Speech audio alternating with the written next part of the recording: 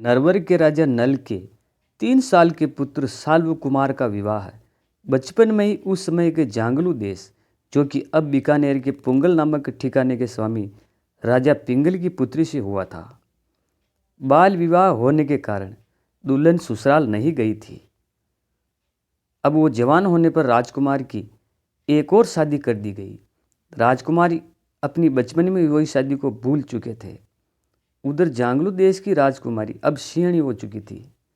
उसके माता पिता उसे ले जाने के लिए नरवर के कई संदेश भेजे, लेकिन कोई भी संदेश राजकुमार तक नहीं पहुंचा। इस कहानी के लोक नृत्यों और मंचन में दिखाया जाता है कि राजकुमारी की दूसरी पत्नी राजा पिंगल द्वारा भेजे गए संदेश वाहकों को मरवा डालती थी।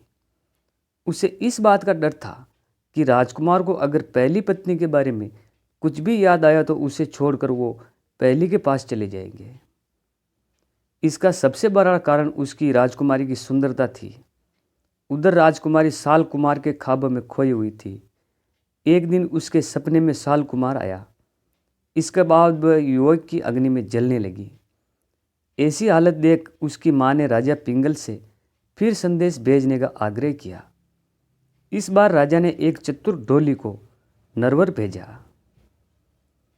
जब ढोली नरवर के लिए रवाना हो रहा था, तब राजकुमारी ने उसे अपने पास बुलाकर मारू राग में दोहे बनाकर दिए और समझाया कि कैसे उसके प्रियतम के सम्मुख जाकर गाकर सुनाना है।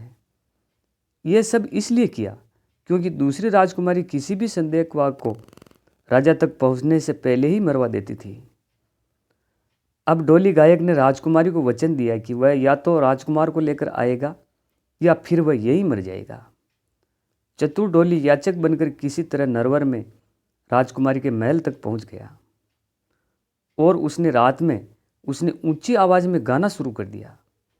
उसके मल्लार वादन से बारिश होने लगी। मल्लार राग का मधुर संगीत राजकुमार के कानों में गूंजने लगा और वह झूमने लगा। तब ढोली ने साफ शब्दों में राजकुमारी का संदेश गाया। गीत में राजकुमारी का नाम सुनते ही साल कुमार चौंक गया। उसे अपनी पहली शादी याद आ गई।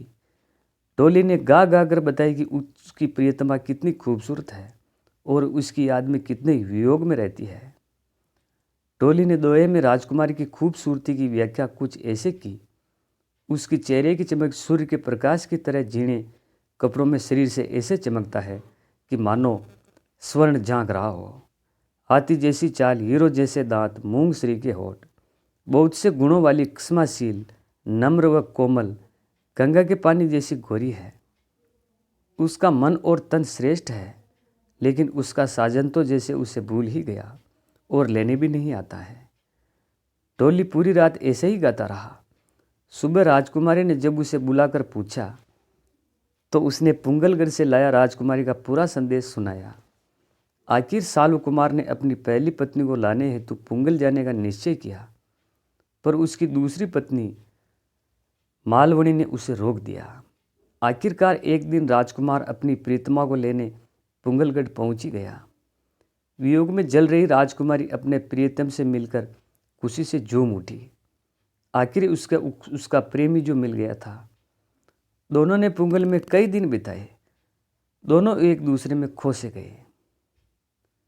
एक दिन दोनों ने नरवर जाने के लिए राजा पिंगल से विदा ली। कहते हैं रास्ते में रेगिस्तान में राजकुमारी को सांप ने काट लिया। उसने अपनी प्रेमिका का दाह संस्कार नहीं किया, बल्कि वह शिव भक्त राजकुमार उसी स्थान पर रेत के महादेव बनाकर तपस्या करने लगा। बताया जाता है कि इस दिन 45 दिन की तपस्या की और शिव पार्वती ने आकर उसको जीवन दान दे दिया।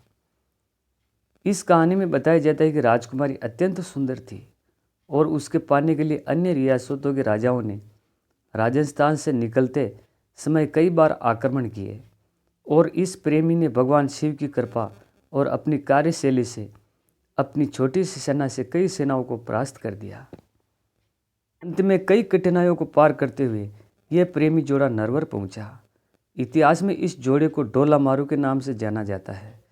तब से आज तक राजस्थान में उसके नाम के गाने पूरे जोर शोर से गाए जाते हैं और उनके प्रेम का गुणगान किया जाता है। तो दोस्तों ये डोलामार की कहानी आपको ज़रूर पसंद आएगी। अगर वीडियो अच्छा लगे तो इसे लाइक करें और नए हैं तो हमारे चैनल को सब्सक्राइब ज़रूर करें। धन्यवाद दोस्तों।